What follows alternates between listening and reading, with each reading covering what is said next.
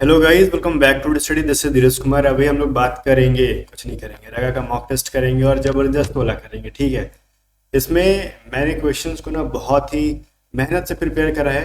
कैसे प्रिपेयर किया देखो, easy level, moderate level and tough level. जैसे आपके एग्जाम में रहता है ना कि लाइक 30 क्वेश्चन है रगा के अंदर, तो 10 से 15 तो वो इजी देते ही हैं जो कि हर कोई बनाता है। उसके बाद कुछ 15 अगर इजी देंगे तो 5-7 जो है मॉडरेट देंगे और बाकी के जो क्वेश्चन रहेंगे वो डिफिकल्ट कर देंगे। और जो बाकी के क्वेश्चन डिफिकल्ट वाले हैं ना, वही पेपर को ना डिसाइड करते हैं कि पेपर कैसा होगा। ठीक है। क्योंकि उन डिफिकल्ट क्वेश्चन को ना बीच बीच में डाल दिया जाता है, तो बच्चों को लगता है कि बहुत ज़्यादा डिफिकल्ट है, आओ हम देखते हैं कैसा है पेपर। इसको आगे बढ़ेंगे, बट आगे बढ़ने से पहले मैं आपको वही कहूंगा कि हमारी अगर आपने जीके की पीडीएफ अभी तक नहीं पढ़ी है तो एग्जाम से पहले पढ़ के ही जाना। रीजन है, मैं बता रहा हूँ क्यों। क्योंकि हमने जो जीके सारथी पीडीएफ बनाया इस बार ना, इस बार सबसे अलग बनाया है इसको। हमने इसके अंदर ना कंप्लीटली प्रीवियस ईयर ट्रेंड को फॉलो किया है, 4 साल 5 साल को। ठीक है। और जैसे भी प्रीवियस ईयर एग्जाम में स्टैटिक जीके पूछे जाते हैं, हिस्ट्री के जो जो टॉपिक पूछे जाते हैं, पॉलिटी जो पूछे जाते हैं, geography, science, miscellaneous, computer related जैसे पूछे जाते हैं, वो सब चीजों को प्रीवियस ईयर क्वेश्चंस भी डाला है, मोस्ट रिपीटेड भी डाला और खुद के तरफ से चीजों को ऐड करके डाला है, जहां से इस बार एग्जाम में छूटने की पॉसिबिलिटी बिल्कुल नहीं है। ऑलमोस्ट क्वेश्चंस आपको देखने के लिए मिल सकते हैं यहाँ से। ठीक है। तो इसकी प्राइस 70 रुपीज है। ये पीडीएफ हिंदी और इंग्लिश में दोनों अलग अलग लैंग्वेजेस में अवेलेबल है, तो आपको जो लैंग्वेज प्रीफर करते हो आप बाय करके पढ़ सकते हो। या तो डिस्क्रिप्शन में दिए गए लिंक से बाय कर सकते हो या फिर आप व्हाट्सअप करके बाय कर सकते हो, व्हाट्सअप पे मिल जाएगा। ये हिंदी की पीडीएफ आपको दिख रही है डेमो के लिए कुछ इस तरीके से है और इंग्लिश की पीडीएफ कुछ इस तरीके से है। ठीक है। साथ ही में अगर आपको रगा के मैथ में प्रॉब्लम आ रहा है, अगर आपने कॉन्सेप्ट सीखा है, क्वेश्चंस नहीं बन रहे, तो आप हमारी मैथ की पीडीएफ को सॉल्व करके ही जाना। ठीक है। इस मैथ की पीडीएफ को सॉल्व करोगे जो हम हर बार देते हैं, तो मैं गारंटी देता हूं कि 100% मैथ के पीडीएफ का जो कॉन्सेप्ट रहेगा आपके एग्जाम में आने वाला है। 100%, एक सिंगल परसेंट की भी पॉसिबिलिटी मैं छोड़ नहीं रहा हूँ। बाकी इंग्लिश भी 80 to 90% हमारे क्वेश्चन पीडीएफ से देखने के लिए मिल जाते हैं, वो कैप के। एंड प्रैक्टिस पीडीएफ के अंदर जो हमने कॉमन ईयर के क्वेश्चन दिए हैं, इनके सॉल्यूशन भी दिए हैं, 100% यही वाले रूल पे आधार पे आएंगे, मैं गारंटी दे रहा हूँ। बाकी इंग्लिश की मास्टर क्लास, रगा की मास्टर क्लास जो मैं पढ़ा रहा हूँ अभी, प्लेलिस्ट मैंने बना दिया, डिस्क्रिप्शन में दे दूंगा। उनके अंदर जो कॉन्सेप्ट मैं करा रहा हूँ उसको एक बार कॉन्सेप्ट कर लो, उसके बाद हमारे इंग्लिश की प्रैक्टिस कर लो, रगा के अंदर की मैथ, रीजनिंग, ये सभी चीजों की प्रैक्टिस कर लो। मैं गारंटी देता हूँ कि क्वेश्चंस नहीं छूटेंगे आपसे। तो सारी पीडीएफ को बाय करने के लिए व्हाट्सएप करके भी बाय कर सकते हो या फिर डिस्क्रिप्शन में दिए गए लिंक से भी बाय कर सकते हो। अब एक चीज मेरे को ना कमेंट करके बताओ, आपके अभी फिलहाल में मॉक टेस्ट में कितने स्कोर आ रहे हैं। और ऐसे नहीं बताना कितने, 20 25 30 नहीं, इंग्लिश में कितने आ रहे हैं, रगा में कितने आ रहे हैं, ऐसे करके मेरे को बताओ। ठीक है। तो दोनों चीजों को साथ में बताना है। इंग्लिश 20 आउट ऑफ 20 या फिर 20 आउट ऑफ 18, रगा जो भी आ रहा है वो कमेंट करके जरूर बताना मेरे को। पहला क्वेश्चन देखो, प्यारा सा है, जो एवरेज बच्चे इसको कर लेंगे। ठीक है। ध्यान से देखना, मैं जो डिफिकल्टी होगी ना मैं उसको बताऊंगा डिफिकल्ट होगी। ये क्वेश्चन ऑलमोस्ट 70% बच्चा कर लेगा। ठीक है। डूरंड कप किससे रिलेटेड है, फुटबॉल से। इन सभी चीजों को मैं यहाँ पे लिखते जाऊंगा। ठीक है। अब ये जो क्वेश्चन है, विटामिन सी किससे रिलेटेड है, 90 to 95% बच्चा इसका आंसर करेगा। ये इजी लेवल का क्वेश्चन है। इसको कौन कर लेगा, scurvy.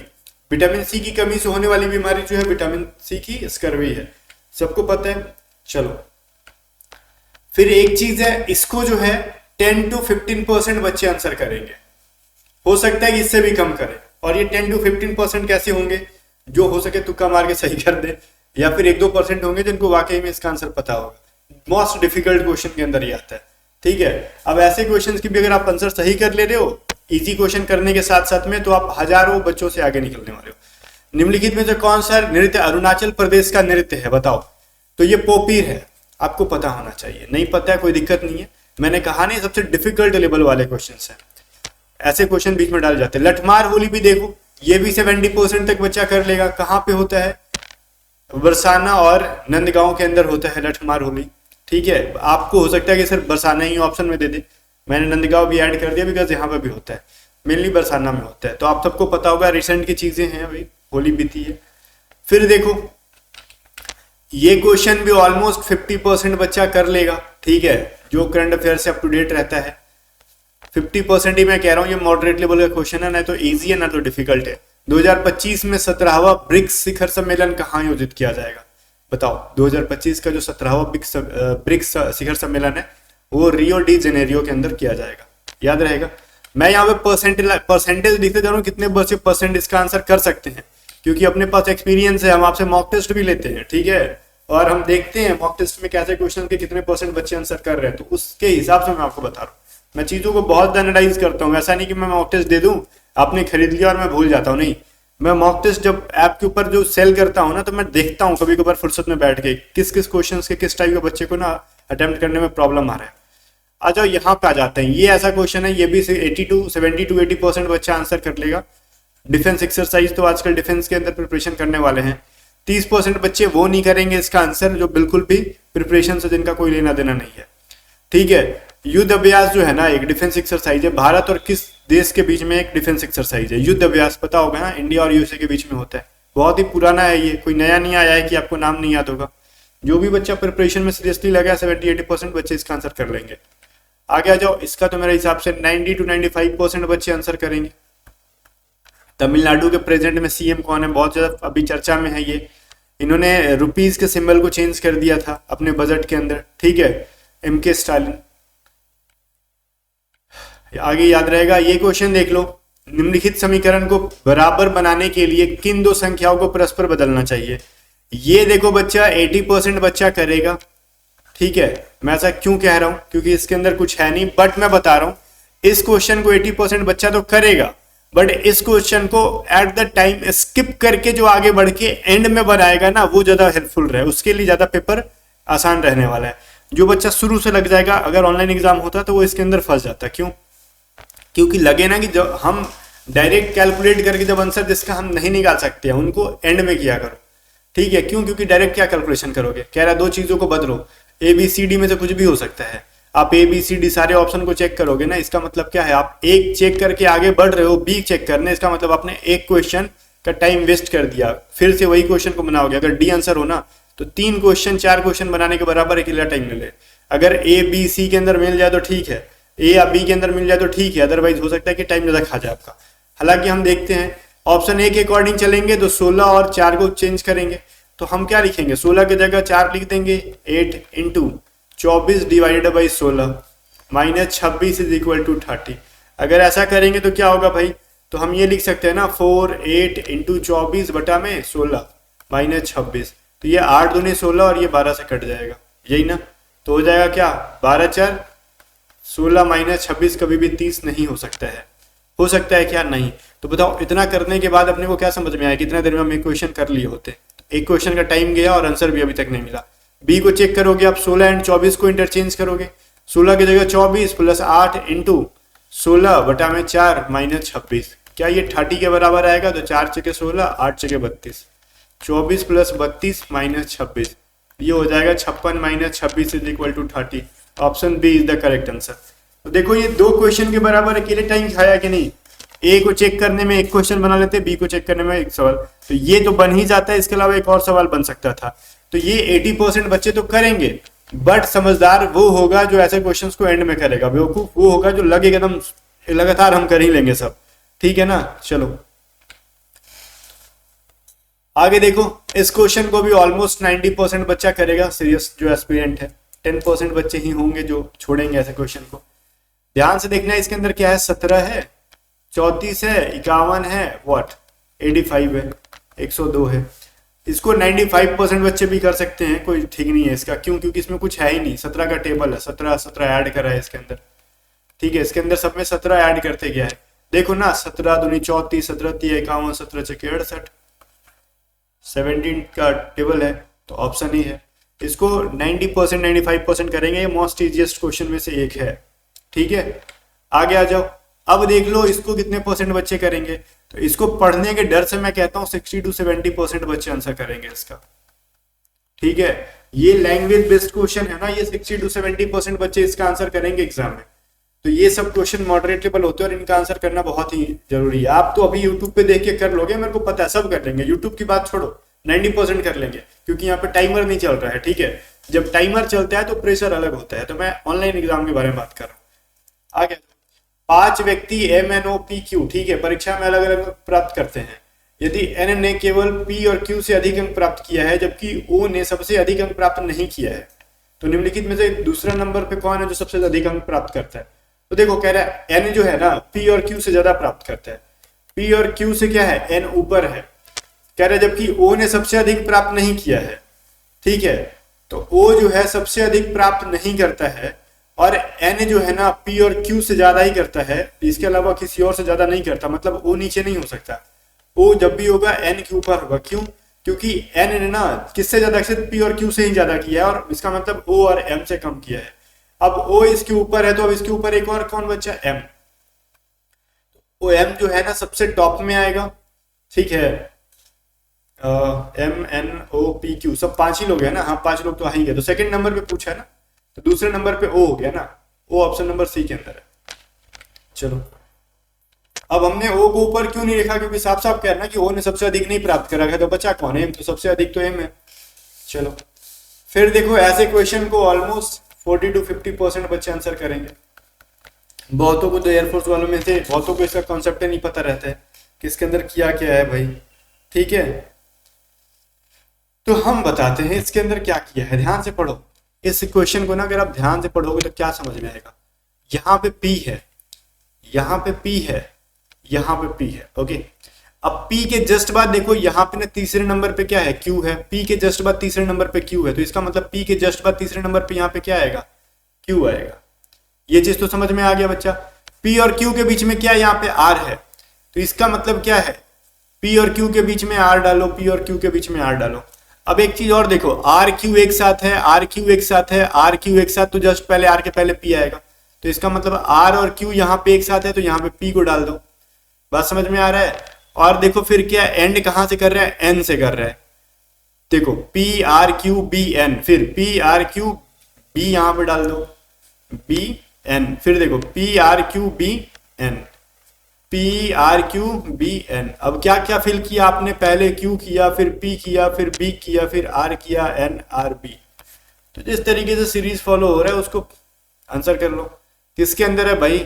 Are N R B, R N R B A के अंदर ही है, ठीक है। चलो आगे देख लो, ये कह रहा है निश्चित कोड भाषा में ना, ये भी ऑलमोस्ट 60% तक बच्चे कर लेंगे। मैं इसको ज्यादा क्यों नहीं बता रहा हूँ, बहुत लोगों को इसका कॉन्सेप्ट नहीं पता रहता है, ये मॉडरेट लेवल के क्वेश्चन के अंदर आते हैं। एग्जाम के देखो लेवल को भी देख लो, अगर ये एसएससी में पूछा जाता है तो इसको 90% 95% करते हैं। यही अगर डिफेंस में पूछा जा रहा है, बिकॉज यहाँ पे बहुत सारे बच्चे अभी तो स्टार्टिंग स्टेज में ही होते हैं जिनको कुछ पढ़े ही नहीं होते, उनके लिए ये चीज थोड़ा सा डिफिकल्ट हो सकता है, ठीक है। आगे आ जाओ, क्या कह रहा है ये? फिर कीर टीन, इसको क्या लिखते हैं भाई? ब्राउन इज बेटर, ठीक है। फिर क्या कह रहा है भाई? कीर पॉट टैट, इसको क्या कहता है? ब्राउन एंड मैंजेटा, मैंजेंटा जो भी कहते हो। फिर क्या कह रहा है? टीन पॉट फैट, इसको क्या कहते हैं सर? मैंजेंटा इज ऑसम, ठीक है। तो पूछा क्या किसकी वैल्यू है आपसे? कह रहा ऑसम की वैल्यू बताओ। ऑसम कहाँ पे? सिर्फ इसी के अंदर है, इसके अंदर मैंजेंटा है और इज है। ध्यान से देखना, जहां ऑसम है ना उसके जस्ट बाद क्या? मैंजेंटा है, ये मैंजेंटा है, तो मैंजेंटा सेकंड वाले में भी है, तो मतलब क्या है? इन दोनों में मैंजेंटा कॉमन है, तो इनके क्वेश्चन में क्या क्या कॉमन है? टीन पॉट फैट है, फैट।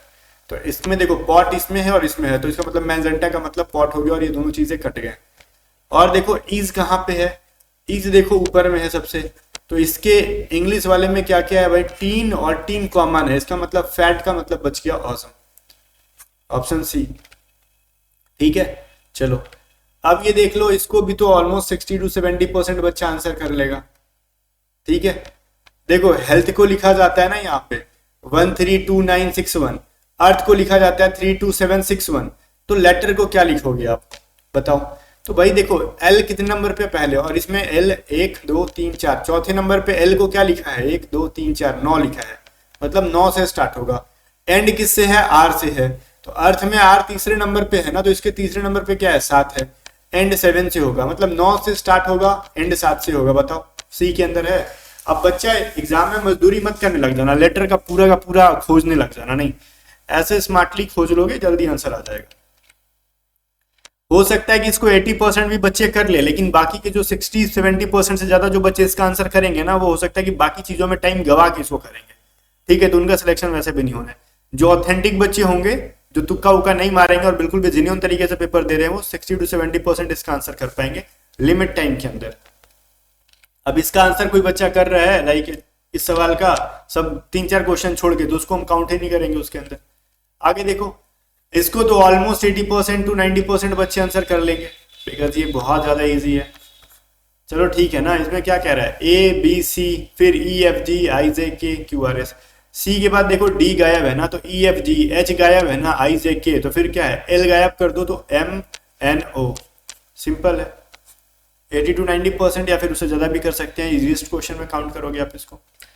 50 नंबर देखो, इसको 50% बच्चे आंसर करेंगे, डिफेंस के लिए 50% ही करेंगे इसको, ठीक है। ये मत सोचना कि इजी लग रहा है, इजी लग रहा है, हो सकता है कि 50% से कम ही करे इसका, बट एग्जाम में जब प्रेशर में आओगे तो शायद लॉजिक इसका दिमाग में ना आए। इसमें क्या करा आपको देखना होगा, पहले लाइन में देखो क्या है, 8 15 एंड 60 है, सेकंड में 6 17 और 71 है, ठीक है। इसमें क्या है, 15 को अगर 4 से मल्टीप्लाई कर देंगे तो 60 आएगा। खुद से इमेजिनेशन करो ना कि 15 में अगर हम 4 से मल्टीप्लाई करेंगे तो 60 आ जाएगा, इसमें 3 से मल्टीप्लाई करेंगे तो 51 आएगा। कुछ लोग कहेंगे ना कि ठीक है एक एक कम किया तो इसमें 2 से मल्टीप्लाई कर दो 38 आ जाएगा। लॉजिक ठीक है, आंसर भी सही है, लेकिन लॉजिक ये सही नहीं है। आंसर सही है लेकिन लॉजिक सही नहीं है। इसमें पता है क्या किया है, पहले नंबर को हाफ कर दो, 8 को ना हाफ कर दोगे तो क्या मिलेगा, 4। अब इसको 15 से मल्टीप्लाई कर दो 60।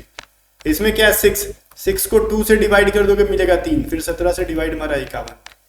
4 को हाफ करोगे तो क्या मिलेगा 2, 19 को करोगे मल्टीप्लाई 38 आ गया ना। चलो फिर इसमें पूछ रहे हैं ट्राइंगल कितनी सारी है। अब इसमें मैं बताता हूँ इसमें मैं क्या ही बोलूँ, 30 to 40% ही सही आंसर करेंगे इसका। 30% लेके चलो या फिर लेस देन 30% ही चल सकते हो आप। मैं काउंट करा देता हूँ टोटल कितने, देखो पहले तो 1 2 3 4, वैसे इसके अंदर भी 1 2 3 4, फिर इसके अंदर भी ये वाला 1 2 3 4, फिर इसके अंदर भी 1 2 3 4, मतलब 1 2 3 4, 4 लेयर तक 4 ट्रायंगल मिले, मतलब 16 ट्रायंगल मेरे को ऐसे मिले। फिर ये वाला 1 और ये वाला 1 दो ट्रायंगल मिले मेरे को, मतलब अभी 18 ट्रायंगल मेरे को मिल चुके हैं, ठीक है। 18 ट्रायंगल मिले मेरे को, लेकिन इस ट्रायंगल में 2 हिस्सा में बांटा है, 2 20, इसको भी 2 हिस्सा में बांटा है तो 2 22 ट्रायंगल तो ऐसे हो गए। और देखो 2 बड़े ट्रायंगल्स यहाँ पे मिलेंगे, ये वाला पूरा हिस्सा, एक तो ऊपर का ये हिस्सा, एक इधर का पूरा हिस्सा, तो 22 2 24 ट्रायंगल मिल गए मेरे को। अब इससे ज्यादा आपको मिलेंगे ही नहीं, अगर जबरदस्ती का खोजोगे फिर भी। इस सवाल का आंसर नॉन का करना हो कितने परसेंट लोग करेंगे, मैक्सिमम 20 to 25% बच्चे जो होंगे जो अच्छा से पेपर देते आ रहे होंगे और इसका करेक्ट आंसर करेंगे, ठीक है। कितना मैंने बोला, 20 to 25%। बोलोगे इतना कम रेशियो, हाँ जी, एग्जाम जब होगा ना रियल एग्जाम, तो ऐसे क्वेश्चन के आंसर 20 to 25% बच्चे ही सही करते हैं। हमारे मॉक के अंदर भी हमने देखा इस सवाल का तो 15% बच्चों ने सिर्फ सही कर रखा आंसर, ठीक है। आगे तो क्या करेंगे हम, देखो इसमें कोई नंबर नहीं है, इसमें 1 है, इसमें 2 ऐड हुए, अगली बार 3 ऐड होगा इसके अंदर, ठीक है। ये चीज तो क्लियर हो गया कि यहाँ पे 1, यहाँ पे 2 और इसके अंदर 3 आएगा। तो देखो या तो 1 2 3 या फिर 1 2 3, बी एंड डी के अंदर ऐसा कुछ है, ए एंड सी तो कट गया अपना, क्लियर है ना भाई, ठीक है। अब देखो एस पहले यहाँ था, फिर यहाँ गया, फिर एस यहाँ गया, अगली बार एस यहाँ पे आएगा, तो एस यहाँ पे इसके अंदर भी है, इसके अंदर भी, दोनों चीजों को देखो, टी यहाँ पे भी है, यहाँ पे यू एंड भी की पोजिशनिंग जो है थोड़ी सी अलग है, ठीक है। अब देखो u यहाँ पे था, फिर एक बार u यहीं पे है, और अगली बार u जब यहाँ गया तो इसका मतलब फिर से 2 बार u वहीं पे रहेगा, ठीक है। 2 बार u यहीं पे रहने वाला है, तो इसका मतलब u कहाँ पे आएगा, इस साइड टॉप में आएगा, तो जो कि इसके हिसाब से ऑप्शन नंबर डी हमारा होना चाहिए, ठीक है। 17 नंबर देखो, कह रहे हैं 2 प्रकार के चावल की दरें, दरें का मतलब rate, 11 rupees per KG, 21 rupees per KG है। अगर 17 केजी पर केजी वाला मिश्रण को प्राप्त करने के लिए दोनों प्रकार के चावल का रेशियो क्या होगा। जब भी मिक्सचर का ऐसा सवाल दे देना तो 11 केजी 21 केजी दोनों को अगर मिक्स करने अगर हम लोग मिश्रण बनाएंगे तो इसकी रेट बन जाती है 17। तो क्रॉस माइनस करा देते हैं, हम लोग को पता है ना, लाइक 21 में से 17 घटा लेंगे और रेशियो 17 में से 11 घटा लेंगे, तो क्या हो जाएगा 4:6, इसका मतलब 2:3। प्यारा सा सवाल था, लेकिन फिर भी इसको बनाने वाले लेस देन 30% होंगे, ठीक है। कितना मैंने बोला, लेस देन 30%। रियली मैं कह रहा हूं एग्जाम में लेस देन 30% इसका आंसर करेंगे। आगे जब एक भी मान दुकानदार ना लागत मूल्य पर अनाज बेचने का दावा करता है, लेकिन वह 1 kg वजन वाले 920 ग्राम वजन का उपयोग करते हैं। ठीक है, तो उनका लाभ प्रतिशत ज्ञात करो। अब इसको पता है कितने % बनाएंगे, 25% के आसपास बच्चे इसका आंसर सही करेंगे। ठीक है, फिर मैं बोल रहा हूँ उसको ध्यान से सुनना, 25% बच्चे ही इसका आंसर सही करेंगे, मत सोचना कि इसका 50% 70% तक बच्चे सही आंसर करेंगे। अच्छा, डिसऑनेस्ट वाला आपको रगा के मास्टर क्लास के अंदर पढ़ाया था ना, क्या करते हैं। अब तो देखो गाइस, 1000 kg पे बेचने का दावा कर रहा है, तो इसका मतलब क्या है, सेलिंग प्राइस है उसकी, और दिया किसने, उसने कितना 920 ग्राम, तो इसको हम मान लेते हैं कॉस्ट प्राइस। तो प्रॉफिट कितने ग्राम का हुआ, 80 ग्राम का। तो ये 80 ग्राम कितना % हो जाएगा भाई, किसका, कॉस्ट प्राइस का, 920 का। अब इनको आप सॉल्व कर लो, जितना आंसर आएगा वही आपका आंसर हो जाएगा। ठीक है, तो 80 ग्राम ही है ना, तो ये कह सकते हो 0 0 कट गया, एंड 9 7 63, 9 7 63, फिर 8 9 72। 8 पॉइंट, रुको यहाँ पे अभी कैलकुलेशन में नहीं कर सकते हैं, 92 इंटू 800 कर लो। ठीक है, 0 0 कट गया ना इसका, 8 9 72 1 73, 8 से जाएगा 736 हो जाएगा। ठीक है, ये हो जाएगा 4, ये हो जाएगा 6, 0 और दशमलव बैठा दो, 92 इंटू 6 करेंगे तो कितना होगा ना, 6 दूनी 12, 9 छक 54 1 55, तो ना 8.6 पॉइंट कुछ आएगा ऐसे करके, तो 8.6 समथिंग आएगा ना दशमलव में, तो 8.70 आ जाएगा ये देखो, जब भी आपका वैल्यू 8.6 यहाँ पे कोई डिजिट आएगा, आप 8 9 जो भी, तो नियरेस्ट वैल्यू क्या हो जाएगा, ऑप्शन बी आ जाएगा। ये काफी कैलकुलेटिव चीज हो गया, मैं भी इसमें रुक गया, देख रहे हो मैं भी स्लो हो गया इसके अंदर, क्योंकि मेरे पास तो कॉपी पेन रहता तो शायद मैं थोड़ा सा स्पीड में रहता, बट स्क्रीन पे उतना स्पेस होता नहीं है। ठीक है, तो ऐसे जब क्वेश्चन आ जाएंगे, आप सोचो कि 800 को आपको 92 से डिवाइड मारना है, तो 92 का टेबल थोड़ी याद रहता है किसी को, मेरे को तो नहीं याद है, जेन्युइन तरीके से कह रहा हूँ। उस सिचुएशन में फिर कैलकुलेशन करना पड़ेगा, तो 20% बच्चे ही इसका सही आंसर कर पाएंगे, 20 to 25% बच्चे। देख रहे हो ना आप, ऐसे ऐसे क्वेश्चन को डालने पे क्या होता है।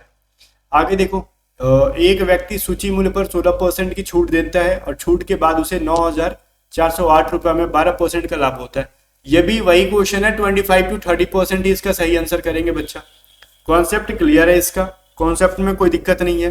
जो भी मेन प्रॉब्लम आएगा इसका, वो कहाँ आएगा, तो वो दिक्कत आएगा आपका लाइक कह सकते हैं ना,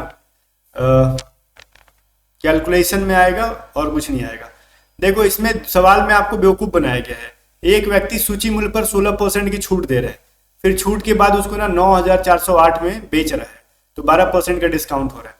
तो भाई इसका डिस्काउंट का मेरे को कोई मतलब ही नहीं है 16% का, कॉस्ट प्राइस पे मेरे को 12% का प्रॉफिट हो रहा है, यही ना कह रहा आपसे, 12% का प्रॉफिट हो रहा है, तो मैं 12% बढ़ा दूंगा अगर, तो ये सेलिंग प्राइस बन जाएगा। ठीक है, अगर मैं इससे डिवाइड कर दूं तो कितने बार में कटेगा, 7 दूनी 14 नहीं, 8 दूनी 16, 9 दूनी 18, 4 दूनी 8। ठीक है, ये 4 दूनी 8, 4 4, ठीक है 84। इसका मतलब यूनिट डिजिट 4 आना चाहिए, तो ये इसके अंदर है। ठीक है, और बाद में ये 2 जीरो जाके आपका सीपी क्या बन जाएंगे, 8400 बन जाएंगे। ऐसे क्वेश्चन में यही दिमाग लगाओ भाई, कैलकुलेशन करने नहीं बैठ सकते हम लोग।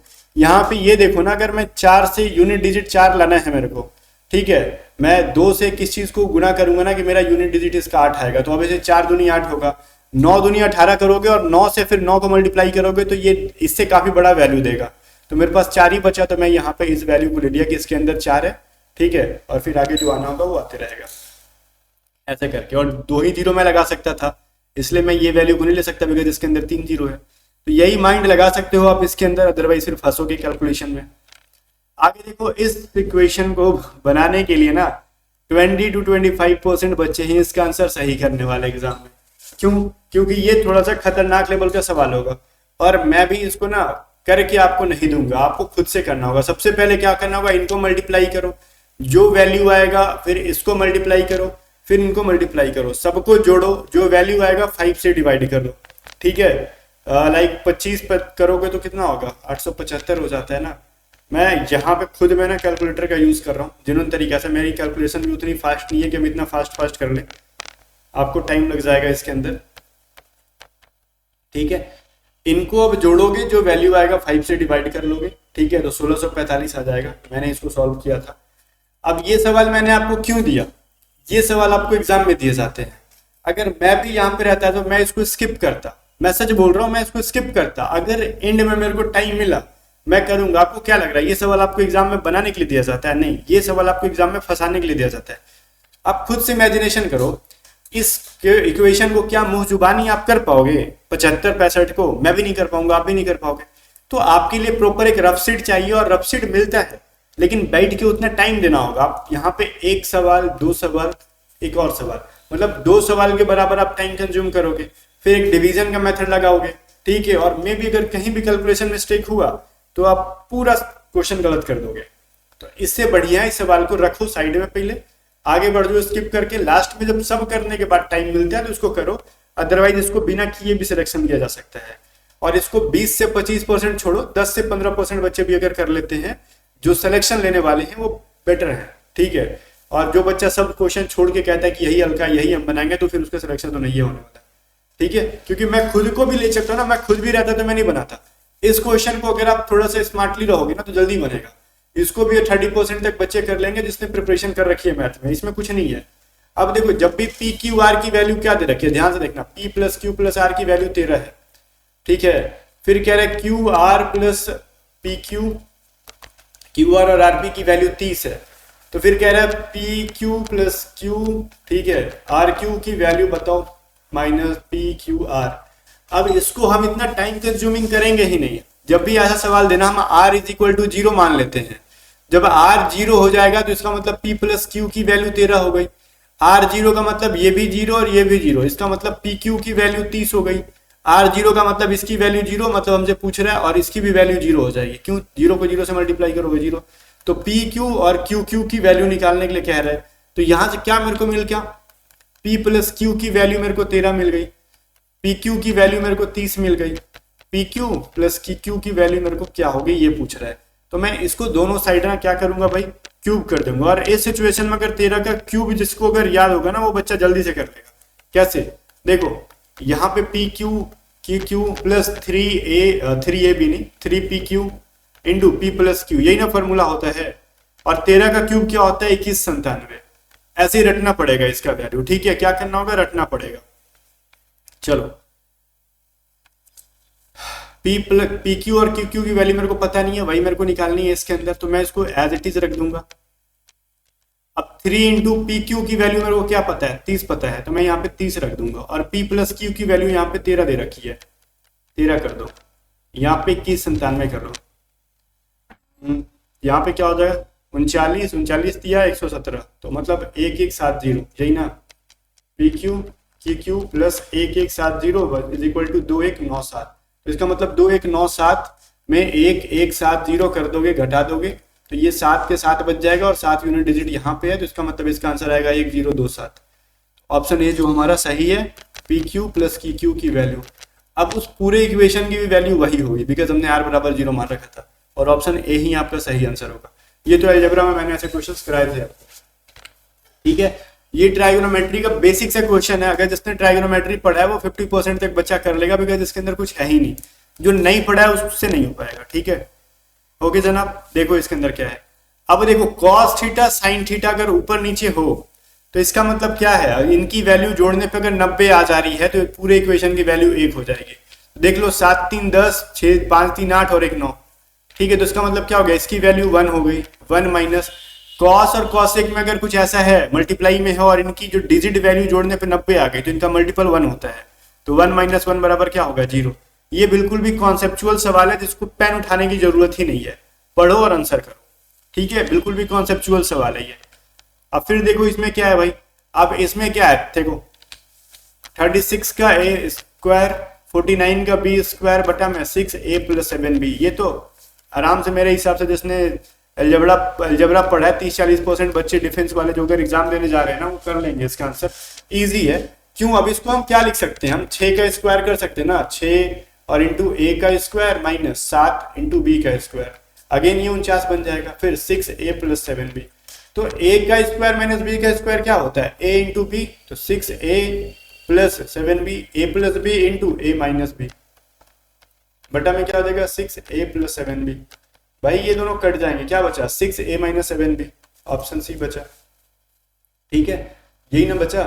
चलो 25 नंबर देखो क्या कह रहा है, एक तस्वीर में एक व्यक्ति की ओर इशारा करते हुए एक व्यक्ति सुनील ने कहा, वह मेरे भाई की पत्नी के ससुर का पुत्र है। वो देखो सुनील कह रहा है ना, सुनील, वह मेरे भाई, इसका भाई, भाई की पत्नी, भाई के पत्नी के ससुर, भाई की पत्नी का ससुर मतलब क्या, इसके भाई के पिता, बोले तो सुनील के पिता का पुत्र है। यदि तस्वीर स्वयं सुनील नहीं है तो तस्वीर में उपस्थित व्यक्ति सुनील से किस प्रकार है, तो भाई इसका सुनील के पिता का पुत्र क्या लगेगा, उसका भाई लगेगा ना, कहानी खत्म। चलो आगे देखो, इसमें क्या अगला क्या हो जाएगा, ये भी वही है, 20 to 25% बच्चा आंसर सही कर लेगा। ऐसे क्वेश्चन में देखो पेयरिंग बनाते हैं, इसका पेयर मिल गया, इसका पेयर मिल गया, इसका नहीं मिला तो इसको छोड़ दो। ये जो 3 ऊपर था ना वो सेकंड नंबर पे चला गया, यू जो है ना वहां पे सेकंड नंबर पे चला जाएगा, यू सेकंड नंबर पे देखो ए बी सी के अंदर है। फिर इसका ट्रायंगल ऊपर चला गया तो इसका मतलब इसका ट्रायंगल भी ऊपर जाएगा, तो बी के अंदर ट्रायंगल ऊपर नहीं है, वो भी आंसर नहीं करोगे। फिर इसका एल जो थर्ड नंबर पे था ना वो देखो चौथे नंबर पे चल गया, और इसका 3 जो तीसरे नंबर पे था ना वो चौथे नंबर पे जाएगा, जो कि सिर्फ सी के अंदर है, ए के अंदर नहीं है, तो इसका मतलब डी तो पहले से ही कटा था, तो बचा कौन सा, सी। चलो फिर पेयरिंग बनाओ, इधर से 2-2 बन गए, पहला का कोई पेयर नहीं बना, रहने दो। इसका दिल यहाँ पे था ना, तो दिल देखो अगली बार कहाँ पे चला गया है, इस कॉर्नर पे आ गया, मतलब यहाँ पे जो एस है ना वो यहाँ पे इस कॉर्नर पे आएगा, तो यहाँ पे सिर्फ और सिर्फ बी के अंदर ही है, तो हमारा सही आंसर बी हो जाएगा। कैसे बन जा रहा है, जल्दी जल्दी बन जा रहा है ना, तो बस ऐसी ऐसी बनाओ और कुछ। फिर पेयरिंग करो, इसका एक पेयर बन गया, इसका एक पेयर, इसका नहीं बना, रहने दो। इसका सर्कल जो यहाँ था बीच में गया, इसका स्टार जो यहाँ है ना, स्टार बीच में जाएगा, जो कि सी एंड डी के अंदर ही है, इनमें से कोई एक आंसर होगा। इसका यहाँ पे जो 4 तारा था ना वो वहीं के वहीं पे है, मतलब इसका ये जो बर्फी है ना वो वहीं के वहीं पे रहेगा, बर्फी, तो बर्फी देखो डी के अंदर ही है, तो ऑप्शन डी हमारा सही है। कितना जल्दी बन रहा है ऐसा सवाल। फिर देखो पेयरिंग बनाओ, इसका बन गया, इसका पेयर बन गया, इसका नहीं बना, उसको भूल जाओ। इसका ये 4 डॉट जो था बीच में गया, तो इसका यहाँ का जो, मतलब मैं डॉट से मतलब नहीं है, इस पोजीशन पे जो फोटो है ना इस पोजीशन पे आ गया, तो इस पोजीशन का फोटो भी सेंटर में आएगा, सेंटर में @ कहाँ है, ए एंड बी के अंदर ही है।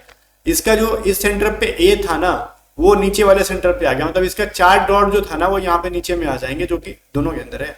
ठीक है भाई, चलो आगे देखते हैं। इसका यहाँ का @ आगे की तरफ बढ़ गया, इसका मतलब ए और ई जो है ना यहाँ पे आगे की तरफ बढ़ेंगे, जो कि सिर्फ और सिर्फ बी के अंदर ही है। ठीक है, अब डिपेंड करता है, कोई एक डायरेक्टली अगर हम इसी पे ध्यान देते हैं ना, इसे ए पे, ठीक है, या फिर इसे @ पे कि यहाँ आ जा रहा है, तो हम डायरेक्टली इसको पकड़ के 1 सेकंड में आंसर कर देते हैं। ये डिपेंड करता है कि आपकी नजर कितनी जल्दी पहुंचती है वहां पे। लास्ट क्वेश्चन क्या करें, रवीना अपने घर से निकलती है और पूर्व की ओर 55 मीटर चलती है। ठीक है, पूर्व की ओर 55 मीटर चलती है, फिर दाएं मुड़ती है और 24 मीटर चलती है, फिर यहां से दाएं मुड़ती है और 68 मीटर, तो दाएं तो अभी इधर मुड़ेंगे ना। ठीक है, अंतिम बार कहां मुड़ती है, बाएं मुड़ती है और 16 मीटर चलती है नीचे की तरफ, 16 मीटर चला दिया भाई। वह उस खंबे से कितने दूर है जो उसके घर से ठीक 40 मीटर दक्षिण में है। अब इसके घर से 40 मीटर दक्षिण में अगर है यहाँ पे कोई चीज, तो भाई इस चीज से यहाँ तक का डायरेक्शन बताओ। तो ये तो एक बेसिक सा है, ये कितना हो जाएगा 68, ठीक है, और ये वाला हो जाएगा 40, ठीक है, तो ये तो 16 हो गया ना। तो इसकी वैल्यू क्या, देखो मैं इसको ना थोड़ा सा जूम करके बनाता हूँ, रुको मैं यहीं पे बनाता हूँ, ये फोटो कुछ इस तरीके से बनेगा ऐसे। तो इस वाले पार्ट का वैल्यू कितना हो गया 16, तो मेरे को बाकी के नीचे का वैल्यू कितना लेना होगा 24, तो ये 24 हो गया, ये 68 था, तो इसकी वैल्यू आपसे पूछा जा रहा है, तो इसकी वैल्यू निकाल लो आप। अच्छा रुको, मैंने एक चीज गलती कर दी है, पता है क्या, देखो ये वाला फोटो इधर लाने का कोई जरूरत ही नहीं था, घर तो इसका ऊपर है ना यार, घर तो ऊपर है। देखो घर एक्चुअली यहाँ से निकली थी ना, मैं यहाँ पे घर को काउंट कर रहा हूँ, दिमाग कभी कभी सठिया जाता है ऐसे ही। घर तो इसका ऊपर है, यहाँ पे घर है ना इसका, तो ये जो इससे 40 मीटर कह रहा है साउथ में है, तो इसका मतलब क्या, ये वाला पार्ट 24 हो गया और ये वाला 16, मतलब बिल्कुल भी इसके पैरेलल है ये। तो ये यहाँ से लेके यहाँ तक 68 था ना, तो ये तो 55 हो गया, तो मतलब ये क्या है 13 मीटर है, 13 मीटर हो जाएगा डिस्टेंस। कहते हैं ना कि सठिया जाना, इसी को कहते हैं। घर उसका ऊपर है, मैं नीचे की तरफ डिनोट कर रहा हूँ। चलो फिर कमेंट करके बताओ कितना आपने सही किया। एंड गाइस इन सभी पीडीएफ्स को बाय कर सकते हो आप, डिस्क्रिप्शन में भी लिंक दे रखा है, डिस्क्रिप्शन के लिंक से बाय करोगे थोड़ा सा ज्यादा एक्स्ट्रा पैसा लगेगा। डायरेक्टली व्हाट्सअप नंबर पे मैसेज कर दोगे 7279047787 पे, व्हाट्सअप करना, कॉल मत करना। तो आपको जो पीडीएफ की प्राइस है बस उतनी ही पे करनी पड़ेगी, एक्स्ट्रा टैक्स पे नहीं करना पड़ेगा, ठीक है। और व्हाट्सअप आपको पीडीएफ पे भेज दिया जाएगा, या फिर आप ऑनलाइन वेबसाइट से भी बाय करते हो और पीडीएफ डाउनलोड करने में प्रॉब्लम आता है तो व्हाट्सअप करके बता सकते हो, टीम मेंबर आपको मदद कर देगी। बाकी गाइस मिलते हैं नेक्स्ट वीडियो में, तब तक बाय बाय। वीडियो शेयर कर दो, सब्सक्राइब कर दो।